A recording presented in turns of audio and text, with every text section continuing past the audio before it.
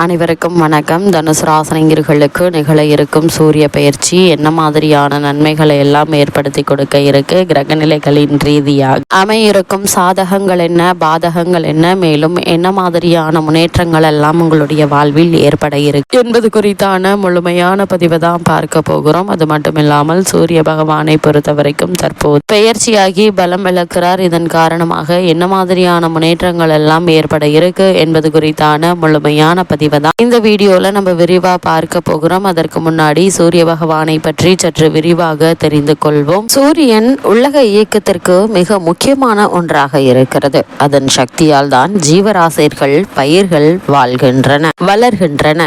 கோடை, குளிர், மழை போன்ற பருவ மாற்றங்களும் கூட சூரியனாலேயே ஏற்படுகின்றன. அத்தகைய சிறப்பு மிக்க சூரியனை நம்மவர்கள் வழிபாடு செய்வதை வழக்கமாக கொண்டுள்ளனர். சூரியனை வழிபடும் சமயத்திற்கு சௌமாரம் என்ற பொருள். சூரியன் சிவபெருமானின் வலது கண்ணாக இருப்பதாக புராணங்கள் கூறுகின்றன. சூரியனை சிவனோடு ஒப்பிட்டு சிவசூரியன் என்றும், விஷ்ணுவோடு ஒப்பிட்டு சூரிய நாராயணர் என்றும் அழைப்பார்கள். சிவபெருமானை நோக்கி கடுமையாக தவம் இருந்த சூரியன் கிரகபதம் என்னும் பேரும் 1000 கிரகணங்களோடு ஒளிமண்டலத்தில் உலா வரும் உயர்வையும் பெற்றான். சூரியன் மேசம் முதல் மீனம் வரையிலான 12 ராசிகளுக்கும் செல்வார். அவர் ஒரு ராசியிலிருந்து அடுத்த ராசிக்கு செல்லும் போதுதான் மாத பிறப்பு என்பது நிகழ்கிறது.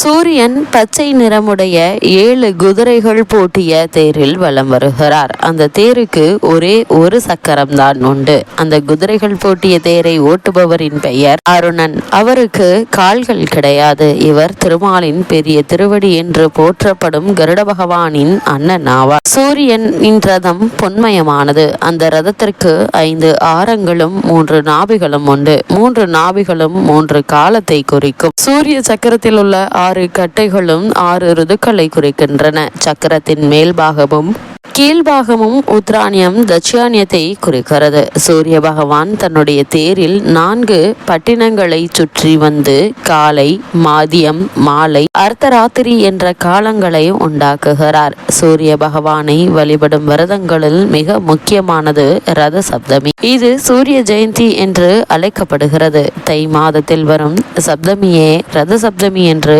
அழைக்கிறார்கள். அன்றைய தினம் சூரியன் பயணிக்கும் தேரை இழுத்துச் செல்லும் 7 குதிரைகளும் ஒரு சேர வடக்கு நோக்கி திரும்பி பயணத்தை தொடங்குகின்றன. இந்த இனிய நாளில் சூரிய உதயத்தில் எழுந்து புண்ணிய தீர்த்தங்களில் நீராடுவது சிறப்பு சேர்ப்பதாகும். கணவனை இழந்தவர்கள் இந்த விரதத்தை கடைபிடிப்பதால் அடுத்து வரும் பிறவிகளில் இந்த நிலை வராது என்று புராணங்கள் தெரிவிக்கின்றன. ரத சப்தமி விரதத்தை சூரிய உதயத்தில் செய்ய வேண்டும். குறிப்பாக சர்க்கரை பொங்கல், உளுந்து வடை நெய்வேத்தியமாக படைத்து பூஜை செய்ய வேண்டும்.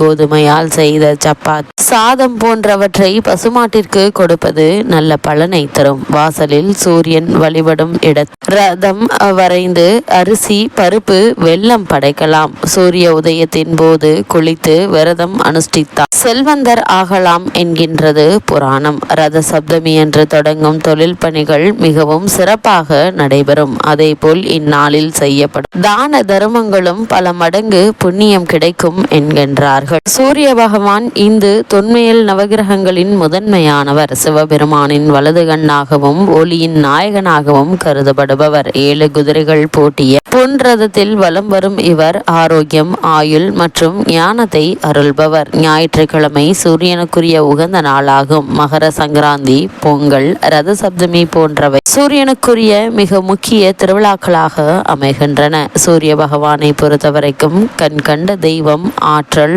உடல் மற்றும் மனோபலத்தை தரக்கூடியவர். ஒரே சக்கரம் கொண்ட தேர், 7 வண்ண குதிரைகள் கொண்ட வாகனத்தில் சூரிய பகவான் வலம் வருகிறார். இவரை நாம் எவ்வாறு வழிபட வேண்டும் என்று பார்க்கும்போது தினமும் காலை கிழக்கு திசை நோக்கி சூரிய நமஸ்காரம் செய்தல், காயத்ரி மந்திரம் உச்சரித்தல், இவற்றின் மூலமாக சூரிய பகவானை வழிபட முடியும். அது மட்டுமில்லாமல் சூரியன் வழிபாடு இருளை நோக்கி நல்ல ஆரோக்கியத்தையும் மன அமைதியையும் நற்சிந்தனைகளும் தரும் என நம்பப்படுகிறது. சூரியன் மிகப்பெரிய நட்சத்திரம். இந்த பிரபஞ்சத்திற்கே ஆற்றலை தரக்கூடியவர் இவர்தான். இவரை வழிபடுபவர்களுக்கு நிச்சயம் போதுமான ஆற்றலை தந்து வெற்றி பெற செய்வார். காலையில் சொல்ல வேண்டிய சூரிய மந்திரம். சூரிய மந்திரத்தை தினமும் காலையில் சொல்லி வர மனம் மற்றும் உடல் பலத்தை பெறுவதோடு அனைத்து வித நோய்களும் நீங்கி நலம் பெறலாம். அதே போல தினமும் காலையில் நீராடிவிட்டு கிழக்கு திசை பார்த்து நின்று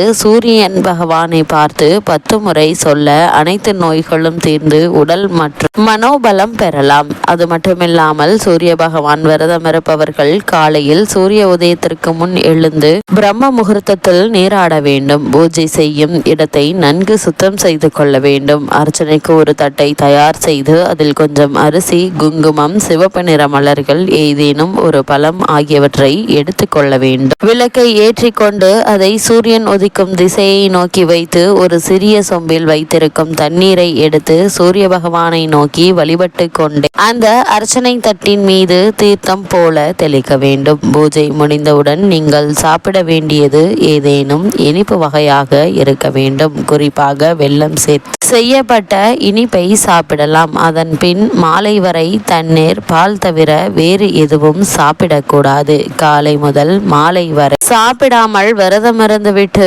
மாலையில் சூரிய அஸ்தமனத்திற்கு முன்பாக சாப்பிட்டு விட வேண்டும். ஒருவேளை சூரிய அஸ்தமத்திற்கு முன்பாக சாப்பிடவில்லை என்றால் கட்டாயம் அன்றைய நாள் முழுக்க சாப்பிடக்கூடாது. அடுத்த நாள் காலை சூரிய உதயத்திற்கு பின் தான் சாப்பிட வேண்டும். இதனால் என்ன மாதிரியான பலன்கள் எல்லாம் ஏற்படும் என்று பார்க்கும்போது சூரிய விரதம் மேற்கொள்பவர்களுக்கு உடல் ஆரோக்கியம் மேம்பட்டு ஆயுள் நீடி, கொடிய நோய்கள் எதுவும் அண்டாது, முகத்தில் ஒரு வசீகரம் உண்டாகும், சமூகத்தில் பிறர் மதிக்கின்ற சூழ்நிலை ஏற்படும், பொருளாதார வளர்ச்சி உண்டாகும். துர்ஷ சக்திகள், செய்வினை, மாந்திரிகம் போன்றவை சூரிய விரதம் இருப்பவர்களை அண்டாது. தன்னை எதிர்க்கும் எதிரிகள் அரசனாகவே இருந்தாலும் ஞாயிற்றுக்கிழமை விரதமிருந்து சூரிய பகவானை வழிபட்டால் எதிரிகள் வீழ்ந்து போவார்கள். அத்தகைய மகத்துவம் வாய்ந்ததுதான் இந்த ஞாயிற்றுக்கிழமை சூரிய விரதம். இவ்வளவு மேன்மைகள் கொண்ட சூரிய பகவான் தற்போது பெயர்ச்சியாகி பலமிழக்கிறார். இதன் காரணமாக தனுசு ராசினியர்களான உங்களுக்கு என்ன மாதிரியான நன்மைகள் எல்லாம் ஏற்பட இருக்கு என்று பார்க்கும்போது ராசிநாதன் குரு 7லிருந்து ராசியை பார்ப்பது சிறப்பு என்று தாங்க சொல்ல வேண்டும். 3இல் ராகு இருப்பதும் வெற்றிகரமான ஒரு அமைப்பாக அமைகிறது. பாக்கியாதிபதி சூரியன் உங்களுடைய ராசிக்கு பூர்வ புண்ணிய ஸ்தானத்தில் இருப்பதும் சிறப்பு என்று தாங்க சொல்ல வேண்டும். பிள்ளைகளின் மூலம் மகிழ்ச்சி இருக்குங்க. புத்திசாலித்தனமான முதலீடுகள் செய்யலாம். 6இல் சுக்கிரன் இருப்பதால் கடன் பிரச்சனை குறைய தொடங்குங்க. சூரியனோடு புதன் சேர்வதால் நல்ல யோகம் உண்டு. எதையும் புதுமையாக செய்ய வேண்டும் என நினைப்பவர்களுக்கு சிறந்த ஒரு காலகட்டமாக அமைகிறது. 3ஆம் இட ராகு என்பதால் தகவல் தொடர்பு, பத்திரிகை துறையில் நிச்சயம் வெற்றி கிடைக்கும் என்பதில் எந்த ஒரு சந்தேகமும் இல்லைங்க. கலைஞர்களுக்கு புதிய ஒப்பந்தங்கள் மூலம் நிச்சயம் ஆதாயம் கிடைக்கக்கூடிய ஒரு தருணமாக தான் இக்காலகட்டம் அமைஞ்சிருக்குது. அது மட்டும் இல்லாமல் தனுசு ராசினியர்களுக்கு இத்தருணங்கள்ல மேலும் என்ன மாதிரியான விஷயங்கள்ல நீங்கள் கவனத்தோடு இருக்க வேண்டும் என்று பார்க்கும்போது ராசிநாதன் குரு 7இல் இருப்பது ஒரு விதத்தில் சரி என்றாலும் இன்னொரு விதத்தில் கேந்திர அதிபத்திய தோஷம் வந்து விடுவதால குடும்ப உறவுகள்ல இனிமை கெடலாங்க. கணவன் மனைவி உறவுகள்ல கருத்து வேறுபாடு வருவதற்கான வாய்ப்புகள் இருக்கு. விட்டு தர வேண்டும். பிறருக்கு வாக்குறுதிகளை தர வேண்டாங்க.